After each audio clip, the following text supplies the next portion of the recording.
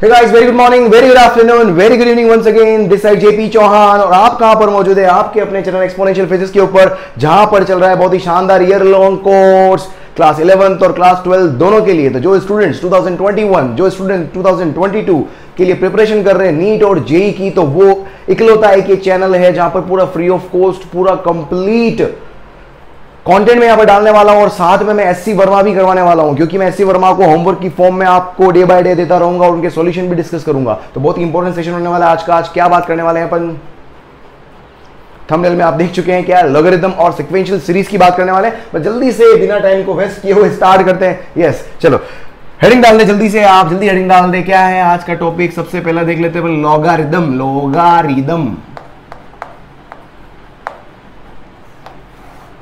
है ना, लॉगरिथम है ना। लॉगरिथम होता क्या है? लॉगरिथम के बारे में अगर थोड़ा बहुत अपने को ज्ञान हो, क्या होता है लॉगरिथम? देखो मैथ्स के अंदर लॉगरिथम आप बहुत पढ़ते हो, मैथ्स वाले स्टूडेंट तो बहुत पढ़ेंगे, और नीट के अंदर भी ज्यादा ज्ञान लेने की जरूरत नहीं है। बस में सिंपल सा कॉन्सेप्ट ध्यान रखेंगे। ये एक तरह का क्या होता है? ये एक तरह का फंक्शन होता है। It is a function. अपने फंक्शन पढ़ा था लेक्चर 1 के अंदर। It's a function simply. जैसे साइन एक्स कॉस एक्स भी क्या होते हैं?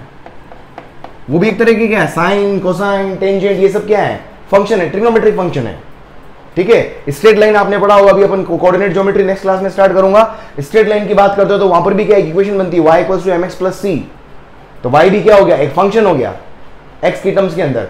ठीक है। तो अलग बहुत तरह के फंक्शन होते हैं मार्केट के अंदर, बहुत तरह के फंक्शन चलते रहते हैं, घबराना नहीं है। तो उसी तरह का एक और फंक्शन होता है लॉगरिथम। कैसे रिप्रेजेंट करते हो? मैं जैसे लिखता हूं, कई बार आपको देखने को मिला होगा y = log e(x). ठीक है। इसको या तो log ex लिखो या अपन ऐसे भी लिखते हैं ln(x). दोनों एक ही बात है। ठीक है, दोनों एक ही बात है। इसको पढ़ते कैसे अपन, इसको रीड कैसे करते हैं? इस पूरे को अगर आपको रीड करना हो तो क्या बोलोगे? y = log base e(x). कैसे रीड करोगे आप? y = log base e(x). मतलब ये e जो है, ये e जो है वो क्या है? इसको बोलते हैं upon base of logarithm function. Base of logarithm function. ये लॉगरिथम फंक्शन का क्या होता है? बेस होता है। इस log e को ही अपन ln भी लिख लेते हैं। ठीक है, ln भी लिख लेते हैं, तो इससे कंफ्यूज मत होना, रिप्रेजेंट करने का तरीका होता है। इसी log x के बारे में वापस अपन और चर्चा करें यहां पर। और देख क्या लिख सकते हैं यहां पर कि y = मैंने क्या लिखा? log e(x). ठीक है। तो जब भी log को अपोजिट साइड में लेके जाते हो, जब भी log को अपोजिट साइड में लेके जाते हैं तो क्या होता है? जो बेस होता है, बेस की पावर में वो आ जाएगा। बेस की पावर में, समझो क्या बोल रहा हूं, e जो e की पावर, मतलब बेस क्या e है, तो e की पावर में क्या चला जाएगा? x चला जाएगा। मतलब ये दोनों समान हैं। मतलब इससे ये इंटर कन्वर्टिबल फॉर्म्स है। मतलब ये दोनों एक जैसे होते हैं। अगर y = log x लिख सकता हूं तो x = ey भी लिख सकता हूं। समझ में आया क्या हुआ? अगर मैं y = log x लिख सकता हूं तो x को मैं e की पावर y भी लिख सकता हूं। तो उधर y वापस उधर क्या कहते हैं, इसको वापस अगर log की फॉर्म में लिखोगे तो ऐसा आ जाएगा, इसको e की पावर की फॉर्म में लिखो तो ऐसा आ जाएगा। अब यहां पर एक और नया टर्म आ जाता है, इसको अपन बोल देते हैं क्या? Exponential function. इसको क्या बोलते हैं अपन? Exponential function. तो दो तरह के फंक्शन पढ़ लिए अपन ने, आई थिंक आपको समझ में आ गया होगा। इसको क्या बोलते हैं? Exponential function. और इस एक्सपोनेंशियल फंक्शन मतलब ये e की वैल्यू जो होती है, ये जहां कहीं भी अपन e पढ़ रहे हैं, ये e की वैल्यू जो होती है, यही लिख लो, या तो या नीचे वहां लिखवा देता हूं मैं, एक्सपोनेंशियल फंक्शन। और यहां पर याद रखिएगा, जो e की वैल्यू जो होती है वो होती है 2.71। तो बार बार 2.71 नहीं लिख के अपन ने क्या कर दिया? इसका नाम दे दिया है e। क्योंकि बार बार हर जगह 2.71, कितनी बार e आ गया देखो, एक बार, फिर 2 बार, 3 बार, 4 बार, बार बार 2.71 कौन लिखे? ठीक है। तो दो तरह के फंक्शन पढ़ लिए, एक होता है लॉगरिथमिक फंक्शन और दूसरा होता है एक्सपोनेंशियल फंक्शन। e की पावर में कुछ भी आ जाए वो क्या होता है? एक्सपोनेंशियल फंक्शन होता है। ठीक है, चलो आगे बढ़े अपन यहां पर। अब यहां पर कुछ प्रॉपर्टीज होती है, कुछ थ्योरम्स होती है।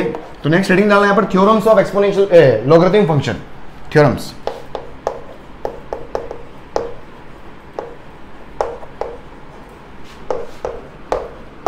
Theorems of log function.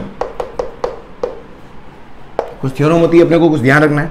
First theorem क्या है कि log a multiplied by b, इसको क्या लिख सकते हैं अपन, log a प्लस log, अभी क्वेश्चन कराऊंगा याद हो जाएंगे सारे, ठीक है। जब भी प्रोडक्ट में दो चीज होती है तो इसको log a plus log b लिख सकते हैं अपन। इसी तरीके से मेरे पास क्या आता है, अगर मैं डिवीजन लेता हूं, डिवीजन जो होता है उसको अपन क्या लिख सकते हैं, सब्ट्रैक्ट में, सब्ट्रैक्शन में। ये फॉर्मूला होता है, सारी थ्योरम्स होती है, ये फॉर्मूला डायरेक्ट याद रखना है, बहुत बार कई बार काम आएंगे। तीसरा और क्या है, और क्या है अपने पास में, पावर वाला फॉर्मूला कि log a to the power अगर मैं n कर दूं, log a to the power n, तो पावर जो होगी वो हमेशा आगे आ जाती है, पावर क्या होती है, हमेशा आगे आ जाती है, ठीक है। और एक और फॉर्मूला होता है, क्या होता है कि log, कभी भी log ex की वैल्यू अपने को पता नहीं होती है, अपने को हमेशा वैल्यू जो पता होती है वो किसकी पता होती है, log बेस 10 की वैल्यू पता होती है। जैसे log बेस e है, अपने को वैल्यू पता होती है log बेस 10 की, तो log e बेस से log बेस 10 में कन्वर्ट करने के लिए एक फॉर्मूला होता है, क्या करना होता है आपको, सिंपल 2.303 से किसको मल्टीप्लाई कर दोगे, log 10 बेस x को।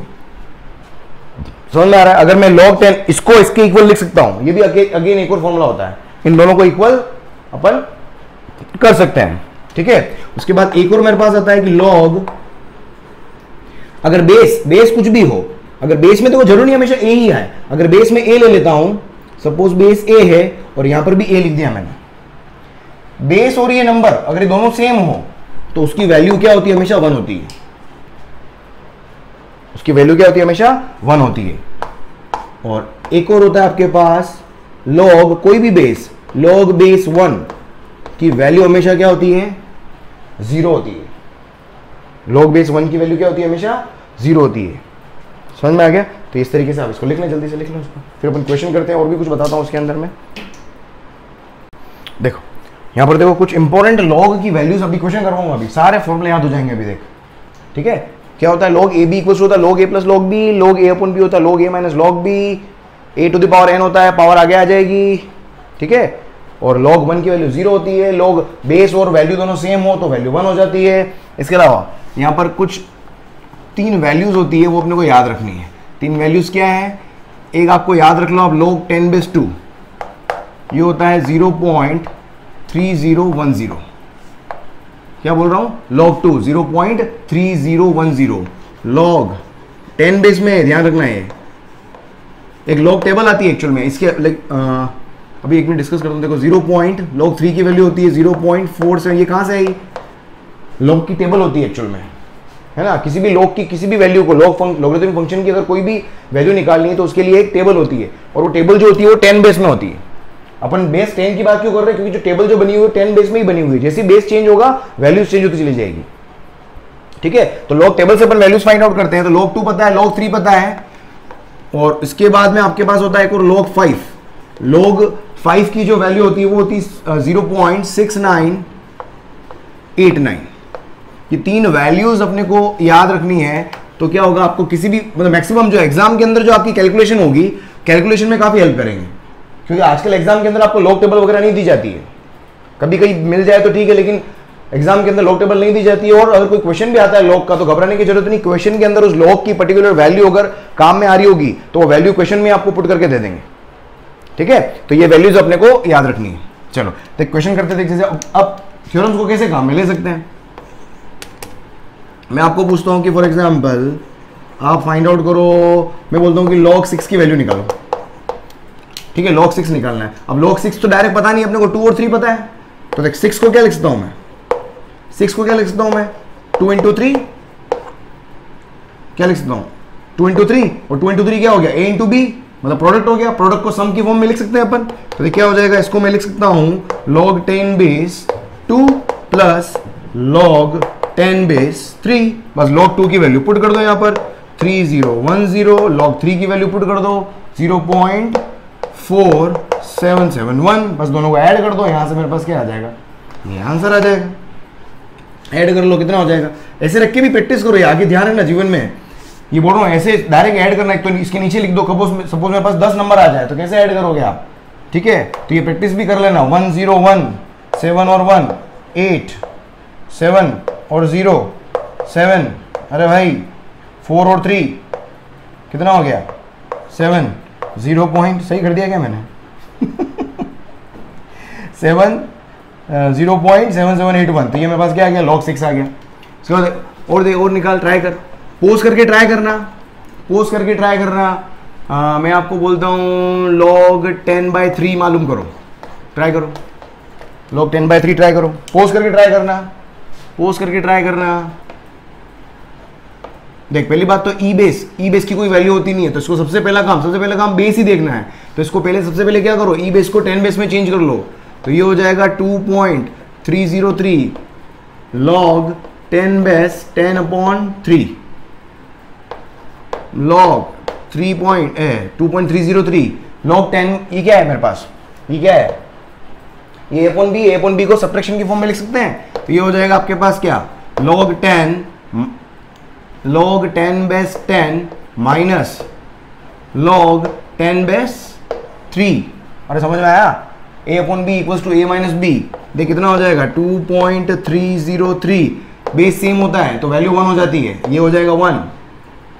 और अगर फिर भी दिक्कत है तो क्या करो, इसको 5, अगर भूल जाओ तो 5 × 2 लिख सकते हो, बड़ा मेथड हो जाएगा अलग ही, 5 × 2 log 5 × 2 क्या होता है, log 5 प्लस log 2।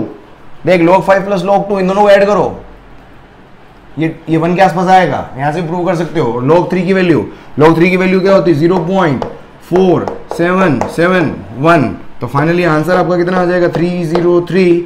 यार ये बहुत टफ है यार, ये 1 पॉइंट 1 2 3 4 7 7 1, अरे बाप रे बहुत सारे जीरो है, इसको माइनस करो। 10 में से 1 गया, 9 में 7 गए, 2 9 में 7 गया, 2 9 में 4 गया, 5.0 0.5229 0.5229, बस इसके आगे हिम्मत नहीं भाई मल्टीप्लाई करके देख लेना है, चल समझ में आया। और ट्राई कर देख, और ट्राई कर, फाइंड क्या फाइंड करोगे, फाइंड log e बेस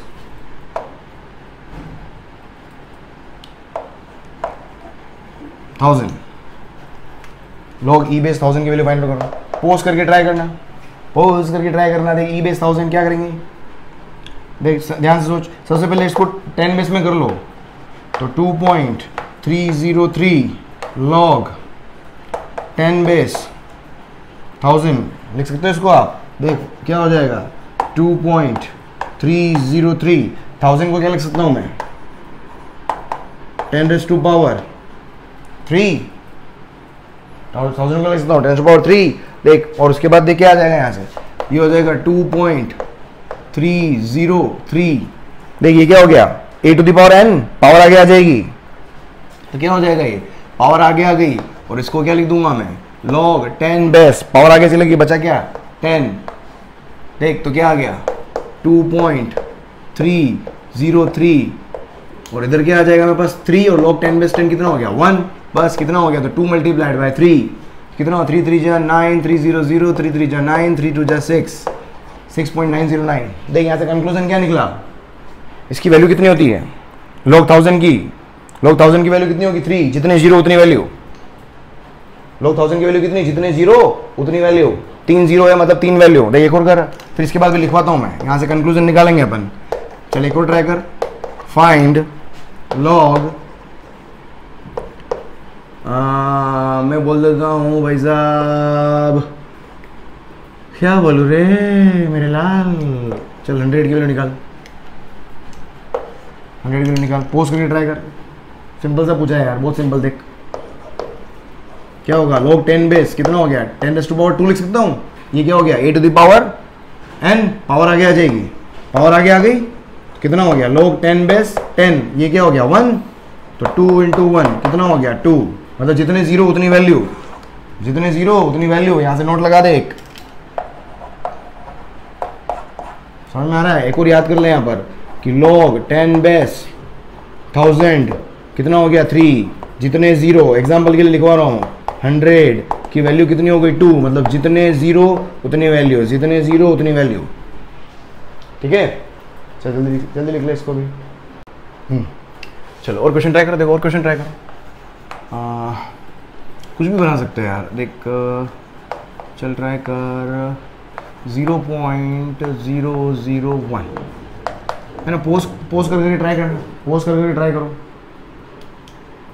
क्या होगी। देख क्या लिख सकते हो इसको आप, log 10 बेस, यहाँ से पॉइंट हटाओगे कितना आएगा 1000 आएगा।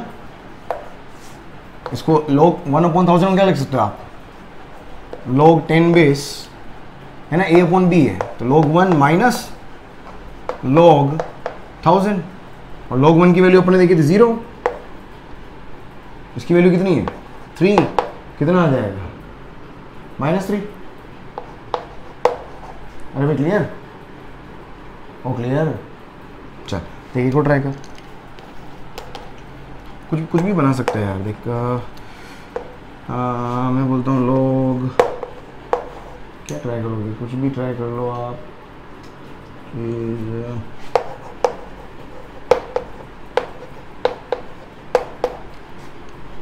इसकी वैल्यू निकाल, चलो और क्या कर सकते हो, सोचना, इसको सोचो, ट्राई करो, इसको ट्राई करो, पोज करके ट्राई करना।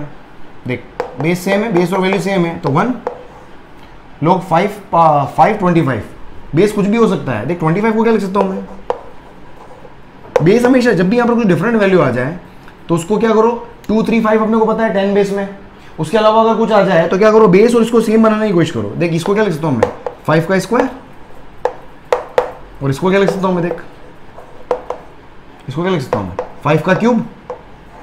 तो देख कितना हो गया खत्म।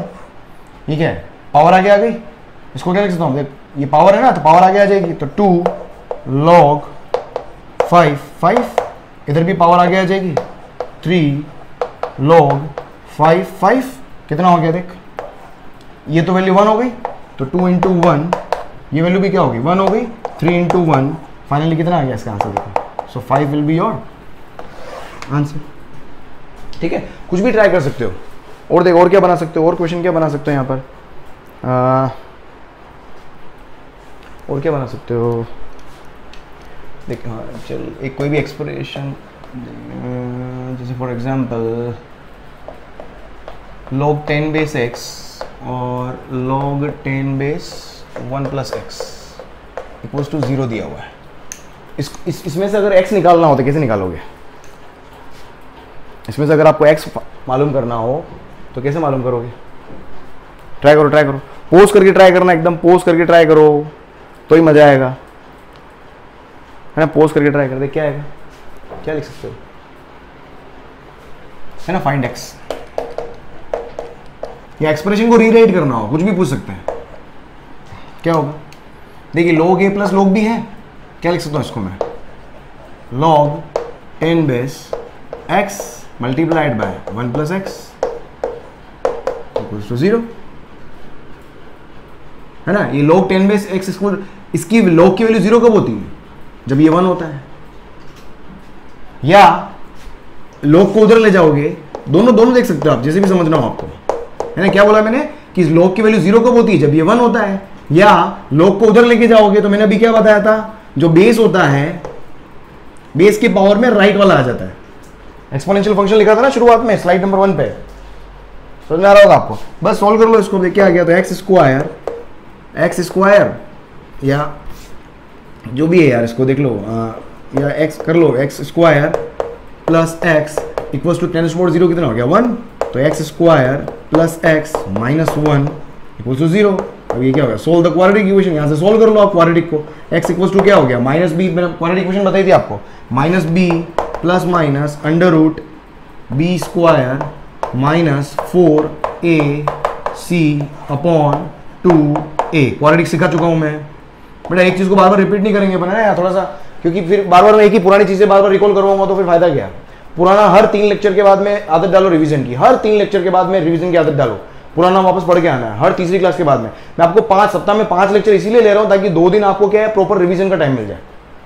ठीक है, चल तो क्या आ गया -1 प्लस माइनस कितना हो गया ये 4√5 डिवाइडेड बाय 2, तो दो वैल्यू आ जाएगी, एक आ जाएगी -1√5 डिवाइडेड बाई 2 और दूसरी वैल्यू आ जाएगी -1 -√5।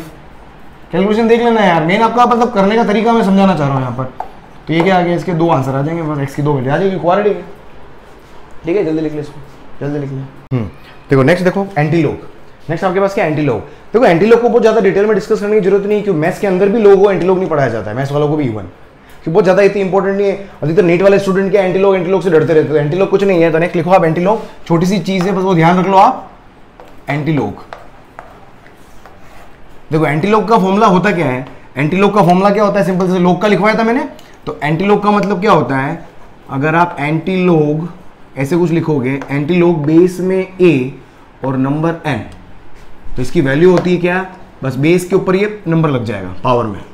ये सिंपल फॉर्मूला होता है इसका, ये सिंपल फॉर्मूला होता है। जैसे फॉर एग्जांपल मैं बोलता हूँ कि भाई एंटीलॉग, आपको वैल्यू मालूम करनी हो, एंटीलॉग मैं बोलता हूँ 8 पावर 1/3 की वैल्यू फाइंड आउट करो। मतलब 8 और नंबर कितना है 1/3, इसकी वैल्यू फाइंड आउट करो। तो इसकी वैल्यू क्या हो जाएगी, 8 के ऊपर पावर लग जाएगी, सिंपल। तो 8 के ऊपर पावर कितनी लगा दी 1/3। तो इसको क्या लिख सकता हूँ, 8 को क्या लिख सकता हूँ 2³ whole power 1/3 power to the power 3 से 3 कैंसिल, कितना आंसर आ गया इसका, 2 इज योर आंसर। समझ में आ गया। तो सिंपल एंटीलॉग में ज़्यादा डिटेल में जाने की जरूरत नहीं, सिंपल ये फॉर्मूला याद रख लो, काम हो जाएगा। और मैंने जो लॉग के अंदर जो बताया है आपको, बस वो ध्यान रखो फॉर्मूला कि दोनों तरफ लॉग अपन किस तरीके से सॉल्व करते हैं। एक और क्वेश्चन देखिए, एक और क्वेश्चन कर रहे हैं लॉग के अंदर, एक और अगर आपको देखना हो, जैसे कई बार ऐसे भी हो जाता है, जैसे मेरे को आपको पूछा कि भाई मेरे को दिया हुआ है log 10/2 इक्वल्स टू दिया हुआ है आपके पास 10⁻x। क्या दिया हुआ है 10⁻x या 10 स्क्वायर दिया हुआ है। चलो log x की वैल्यू, log x की वैल्यू 10 स्क्वायर दी हुई है, और मैं आपसे पूछ लूं कि बताओ x की वैल्यू कितनी होगी, है ना, x की वैल्यू कितनी होगी। तो कई बार log के अंदर आपको क्या, अब यहां से क्या उधर लेके जाओ तो x इक्वल्स टू कितना हो गया, ये 10 की पावर में है ना, इधर उधर जाएगा तो 10 की पावर में क्या आ जाएगा 10 स्क्वायर आ जाएगा। तो 10 की पावर कितना हो गया 100 हो गया, तो ये x की वैल्यू हो गई मेरे पास। समझ में आ रहा है। इस तरीके से अगर देख मैं एक और क्या हो सकता है, देख जैसे मैं बोलता हूं कि भाई x इक्वल्स टू 10 की पावर जैसे 2 इक्वल्स टू, या 2 क्या बोल सकते हैं इसको, 2 इक्वल्स टू 10 की पावर x दिया हुआ है, मेरे को मालूम करना है x, मेरे को मालूम करना क्या है x। क्या करोगे, दोनों तरफ log ले लो, दोनों तरफ log ले लो, दोनों तरफ log ले सकते हो आप। तो log 10/2 equals to log 10/10 power x। 10/2 की वैल्यू पता है 0.3010, और ये क्या हो गया पावर x आगे आ गई, और ये क्या बन जाएगा log 10/10। कितना हो गया, तो x की वैल्यू कितनी आ गई 0. ये तो हो गया 1, तो x की वैल्यू कितनी आ गई 0.3010। मतलब कुल मिला के दोनों तरफ log ले सकते हैं, बाकी अदरवाइज इसको सीधा उधर लेके जाओ, ये 10/2 हो जाएगा, log 2 हो जाएगा। ये तो 10⁻x है, इसको log की फॉर्म में लिख सकते हो ना, लिखना आता है। ये 10 उधर जाके बेस में चला जाएगा, इसको लिख सकते हैं अपन, लेकिन दोनों तरफ log लेके मैंने आपको व्यवस्थित तरीके से समझा दिया। तो इस तरह के क्वेश्चन होते हैं, ज्यादा डिटेल में जाने की जरूरत नहीं है। ठीक है, चलो नेक्स्ट हेडिंग डालो आप, सिक्वेंशियल सीरीज, सेकंड पार्ट की बात करते हैं आज के। लिख लो इसको आप, नेक्स्ट लिखो सिक्वेंशियल सीरीज। सिक्वेंशियल सीरीज जो सेकंड टॉपिक है आज का अपना क्या है, सिक्वेंशियल सीरीज। हेडिंग डाल दो।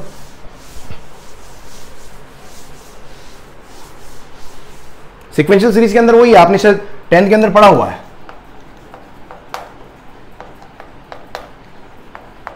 Sequential series.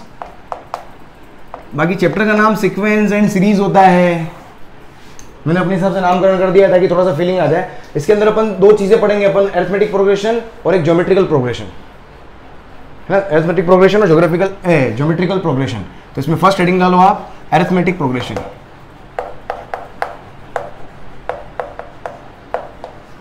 प्रोग्रेशन एपी, ये आपने पढ़ा हुआ भी है, अरिथमेटिक प्रोग्रेशन, जिसको आप एपी बोलते हो,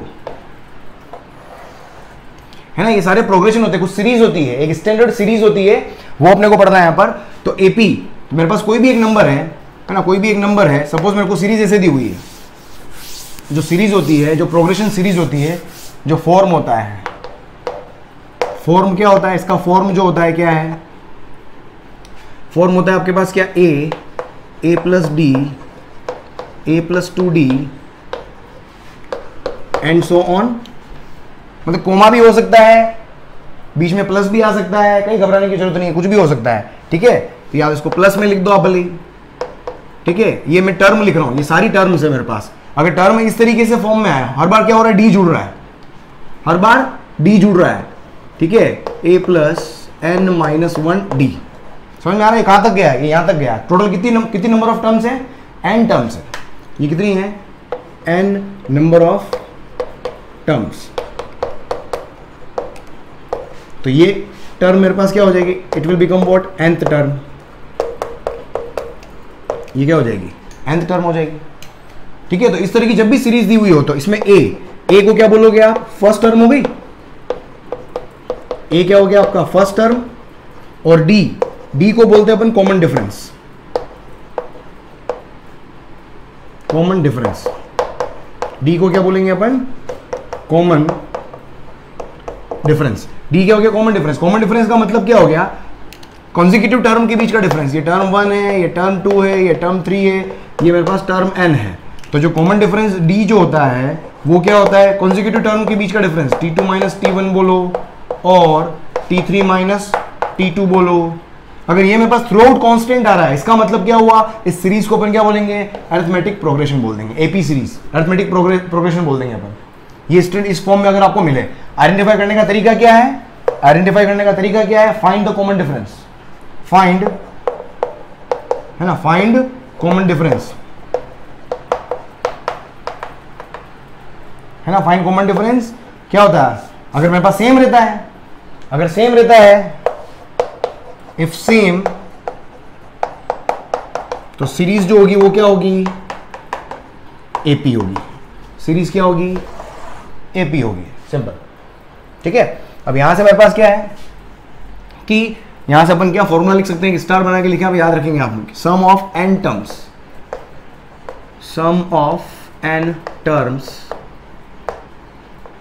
एपी पढ़ रहे हैं ना, sum of n terms S n, इसका फॉर्मूला जो होता है याद रखेंगे आप, n/2 2a plus n-1 multiplied by D, या इसको सिंपल ऐसे भी लिख सकते हो, n/2 a plus tn।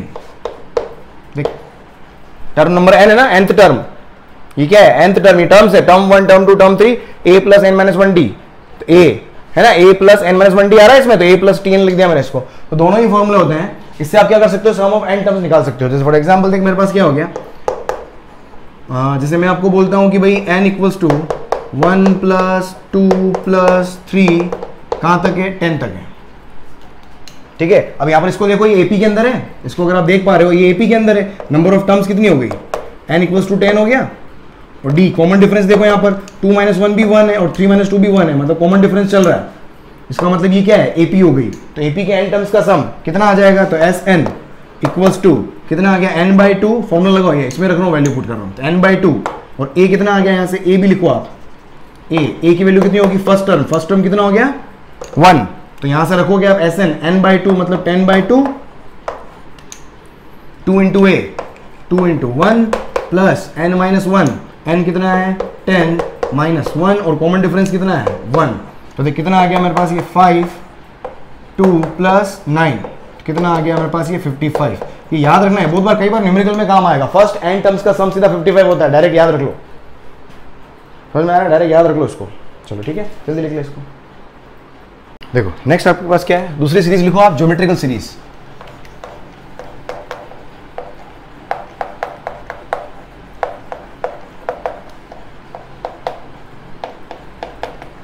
Geometrical series क्या है, जीपी है ना। ज्योमेट्रिकल सीरीज क्या होती है, ज्योमेट्रिकल प्रोग्रेशन, मतलब ज्योमेट्रिकल अरिथमेटिक प्रोग्रेशन था, दूसरा होता है ज्योमेट्रिकल प्रोग्रेशन, फिर हाइब्रिड भी होता है, वो अपने को पढ़ने की जरूरत नहीं है, वो मैथ्स वाले पढ़ते हैं डिटेल में, बस अपने को दो ध्यान रखने हैं, क्योंकि ये कई बार क्वेश्चन के अंदर अपने काम आ जाती है।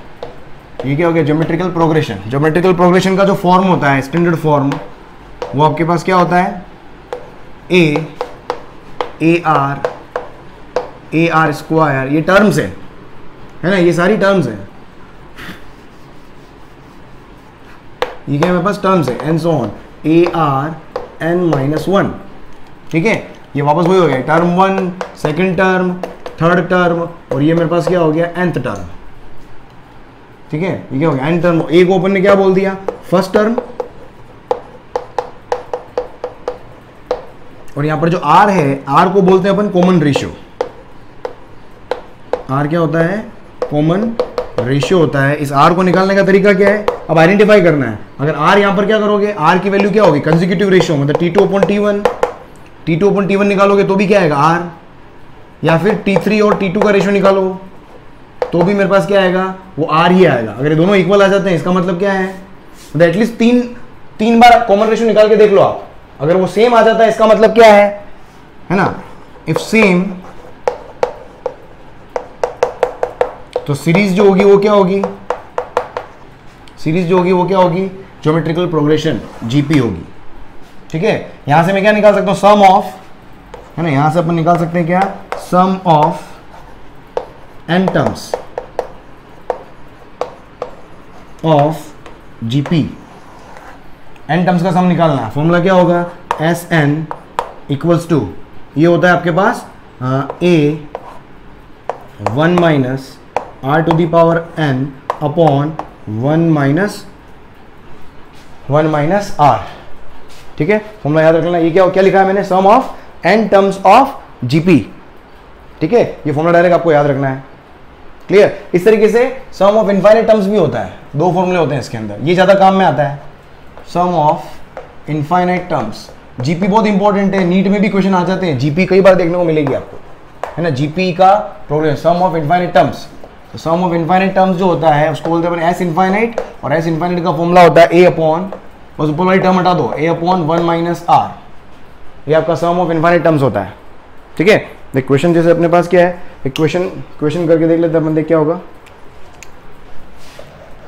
देख मेरे पास जो टर्म है 1/3, 1/9, 1/27, ठीक है, इस तरीके से पूरा ये चल रहा है। आपको लिखो इसके अंदर, आपको फाइंड आउट क्या करना है,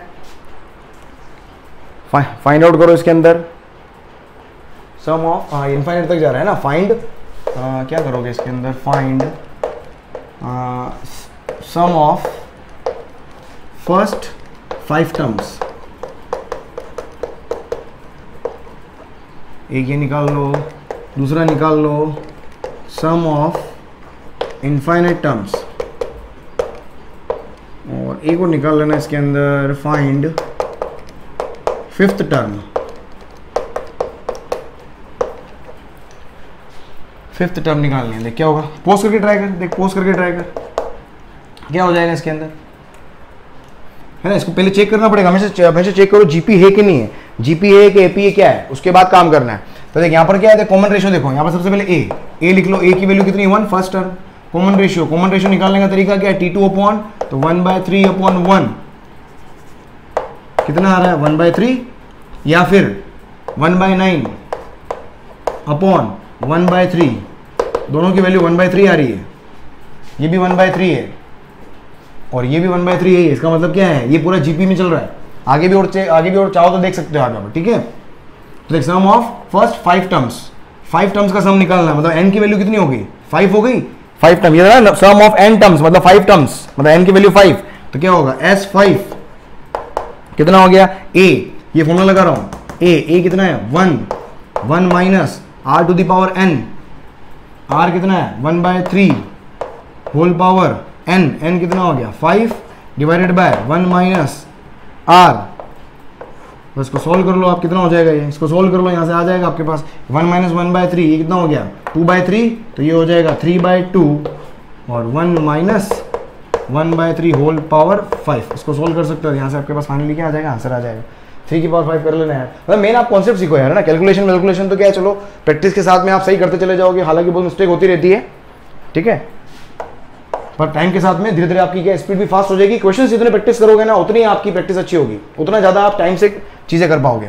सम ऑफ इनफाइनाइट टर्म्स, देख इनफाइनाइट टर्म्स क्या होगी, इनफाइनाइट टर्म्स का सम, एस इनफाइनाइट का फॉर्मूला क्या ये रहा, ए अपॉन 1 माइनस आर। ए कितना है 1 अपॉन 1 माइनस 1 अपॉन आर, तो ये हो गया कितना है, ये 2/3 है ना। ओ भाई ये 2/3 है कि नहीं है, 1 माइनस 2/3 ऊपर जाके 3/2, सो 3/2 आंसर उल्टा हो जाएगा, 1 अपॉन 2/3 3/2। उसके बाद एक फाइंड फिफ्थ टर्म, मतलब s fifth, sum of fifth, sorry sum of क्या, फिफ्थ टर्म निकालनी है, मतलब nth टर्म निकालनी है, T5 निकालना है ना। nth टर्म का फॉर्मूला क्या होता है, AR 5 माइनस 1, फिफ्थ टर्म निकालनी है, तो A कितना हो गया 1, R कितना हो गया 1/3 होल पावर 4, ये मेरे पास क्या हो गई, फिफ्थ टर्म हो गई। वैसे भी देख सकते हैं यहाँ पर first second third fourth fifth term में क्या आएगा, ये 3/1, ये 3/2 है, ये 3/3 है, 3/4, सीधा वहीं से देख के लिख सकते थे आप, ये आ गया 3/4, दिख रहा है। चलो जल्दी से लिख लो, जल्दी लिख लो। चलो कल होमवर्क क्या दिया देख लो, कल होमवर्क क्या दिया था मैंने, सबसे पहला क्वेश्चन था sin 1 डिग्री, पहला क्या दिया था मैंने, sin 1 डिग्री है ना। sin 1 डिग्री को क्या लिख सकते हो आप, 1 degree, degree equals to radian में कन्वर्ट करना था सबसे पहले आपको, π/180, ठीक है। ये एंगल जो है वो क्या है, लेस देन 5 है, और जब भी लेस देन 5 होगा इसकी नियरली इक्वल वैल्यू कितनी हो जाएगी, π/180 हो जाएगी, तो π/180 इसका आंसर हो जाएगा।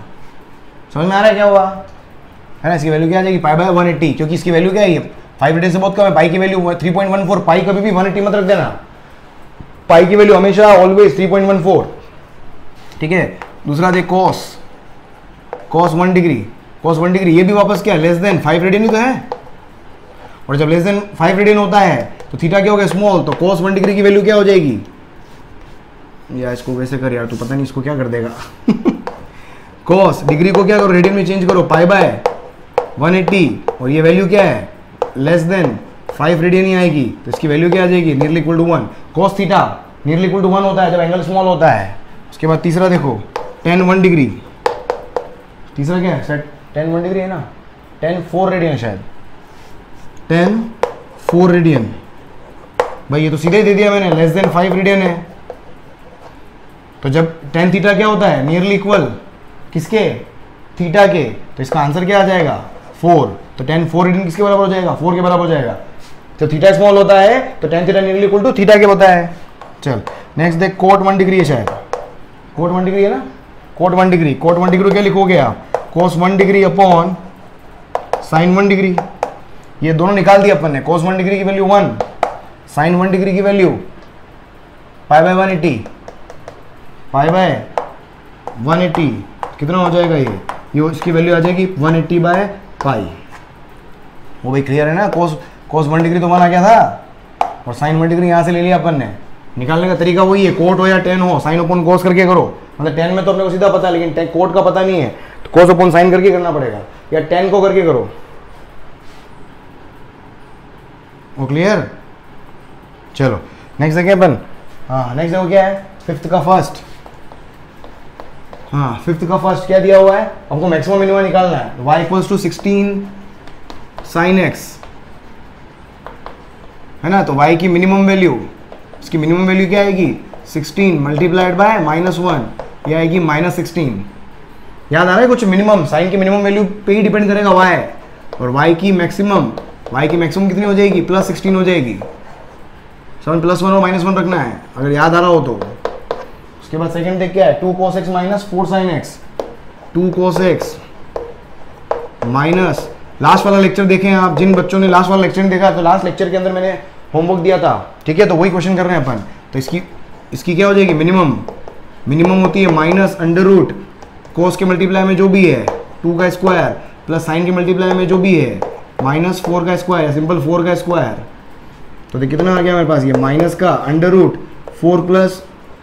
+ 16 कितना हो गया, माइनस का √20, ये तो हो गया मिनिमम, और मैक्सिमम कितना हो जाएगा, मैक्सिमम हो जाएगा यही प्लस में, प्लस √20, क्लियर। उसके बाद क्या है, 18 - 20 sin x,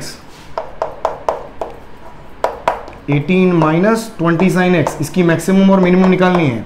ये क्वेश्चन किया था अपन ने, जब इसकी मिनिमम वैल्यू यहाँ पर पुट करोगे तो ये मैक्सिमम बन जाएगा, याद आ रहा है कुछ। तो मैक्सिमम कब आएगा, क्योंकि ये चीज़ जितनी छोटी होगी उतना ही ओवरऑल रिजल्ट बड़ा होगा, तो इसलिए मैक्सिमम होगा, तो इसकी छोटी वैल्यू लेनी पड़ेगी। तो छोटी वैल्यू कितनी हो गई, मिनिमम वैल्यू कितनी होगी, -1, कितना हो गया, माइनस माइनस प्लस 20 हो जाएगा, 20 और 18 38, और इसकी मिनिमम निकालोगे, मिनिमम कब आएगी, जब यहाँ पर मैक्सिमम रखोगे। मैक्सिमम कितना हो गया, 18 - 20 + 1 कितना हो गया, ये -2 हो गया। वो क्लियर। उसके बाद देख क्या है, उसके बाद क्या बोला कि y = कौन सा क्वेश्चन है, 6, y = कितना है, 3 cos 2x/5, 3 cos 2x/5 कितना हो जाएगा। इसका मुझे क्या निकालना है, find x for y to be maximum and minimum.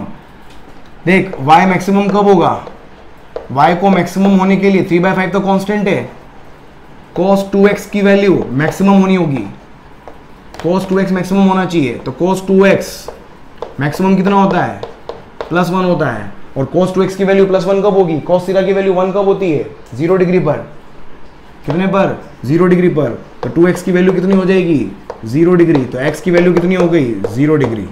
तो मैक्सिमम के लिए x की वैल्यू 0 डिग्री, मिनिमम के लिए देखो y मिनिमम कब आएगा, जब cos 2x की वैल्यू क्या हो जाएगी, मिनिमम। cos 2x की वैल्यू मिनिमम कब आएगी, कितनी होती है, -1, और -1 कब आएगा, cos थीटा -1 कब आता है, जाके टेबल चेक करना, 180 डिग्री पे आता है।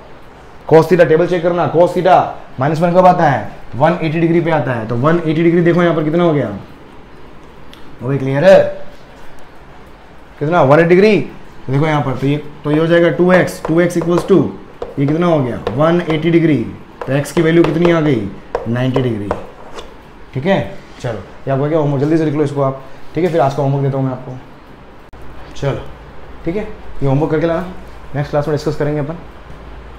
अभी मैं देख लिया, चलो अभी एससी वर्मा पे अपन नहीं आए हैं। एससी वर्मा मैंने कुछ भी स्टार्ट नहीं किया, अभी बिल्कुल अपन बेस बना रहे हैं। जिस दिन एससी वर्मा स्टार्ट करूंगा उसी दिन एससी वर्मा के होमवर्क मिलना स्टार्ट होगी। 12th में तो मैंने होमवर्क देना स्टार्ट कर दिया एससी वर्मा का। ठीक है, कम से कम आधा चैप्टर मैंने होमवर्क दे भी दिया, क्योंकि उसके अंदर क्या है अपना, गर्मी इतनी भाई, क्योंकि एससी वर्मा वहाँ पर स्टार्ट हो चुकी है। ठीक है, तो अभी 11th के अंदर अपन स्टार्ट नहीं किए, तो राइट इसी तरीके से अपन चलते रहेंगे। बस जो होमवर्क दे रहा हूँ डेली करते रहे आप, धीरे धीरे आप बिल्कुल पकड़ बना लेंगे आप। राइट, तो इस तरीके से बने रहे। Thank you so much for being in the show. जल्दी से वीडियो को लाइक कर दे और वीडियो को शेयर कर दे लोगों के बीच में जिनको वाकई जरूरत है। ये लॉन्ग कोर्स में करवा के जाऊंगा आपको, थोड़ा सा मुझे और रिस्पॉन्स की जरूरत है, और लोग जोड़ने हैं, जल्दी से लोगों को जोड़े यार। ये लॉन्ग जो बहुत खूबसूरत होने वाला है। So thank you so much for being in the show. Bye, good night, कल मिलते हैं वापस सेम टाइम, बाय।